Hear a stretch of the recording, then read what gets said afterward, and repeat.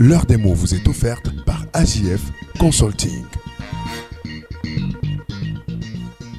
On va à présent chercher l'un des instants préférés de Christian Tchamambé dans cette émission Fifi. Eh bien, c'est l'heure des mots avec Alain Patrick Fouda qui a choisi le mot rouleau compresseur. Monsieur, bonjour.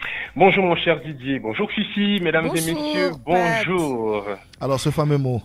Alors, effectivement, c'est le sujet à la une du journal Le Messager qui a motivé mon choix du mot de ce matin. Je vous le donne, vous qui n'avez pas encore eu accès aux journaux.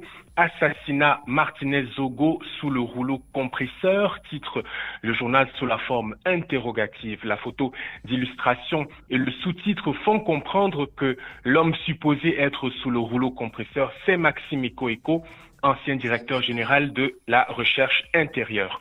Les mots ayant un sens, il est toujours intéressant de découvrir leur signification dans le contexte de leur énonciation.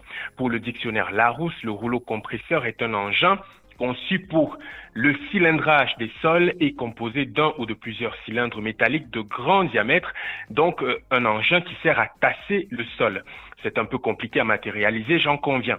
Mais par analogie, le rouleau compresseur, c'est une chose ou une personne qui avance et écrase tout sur son passage inexorablement. Au début de la guerre de 1914-1918, par exemple, les stratèges de cabinet se plaisaient à décrire par ce terme l'armée russe qui devait, selon eux, anéantir les Autrichiens et les Allemands. De manière métaphorique, le terme rouleau compresseur est donc synonyme de bûcher, d'abattoir, de guillotine. Sous la plume de Franck Essomba, le Messager croit savoir que Maxime Ekoeko expérimente les désagréments d'une parodie de procès, les supplices d'une mafia russe tropicalisée mise en mouvement au secrétariat d'État à la Défense pour le broyer, ni plus ni moins. Toujours d'après ce quotidien, ces manœuvres souterraines sont orchestrées par les véritables commanditaires de l'assassinat du chef de chaîne de la radio Amplitude FM, Martinez-Zogo. Le mot rouleau compresseur du journal Le Messager nous met donc à califourchon entre l'opinion et l'information. Et dans cette affaire, il y a matière à se poser cette question. Où est la vérité? Les décisions ou alors les orientations de la justice dans cette sombre affaire relèvent-elles des opinions de ceux qui tirent les ficelles ou alors des faits? Et que dire de la presse? Quel est son rôle dans la recherche inlassable de la vérité?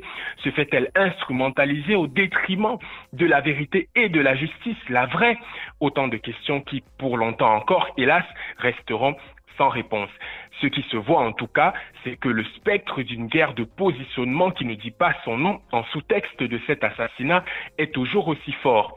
Ce qui se voit aussi, c'est que 365 jours après, on est toujours dans l'auberge. J'aurais préféré l'hôtel California des Eagles ou alors l'hôtel Continental. C'est plus confortable. À demain pour un autre numéro de l'heure des mots sur ABK Radio. Ou même l'hôtel Intercontinental.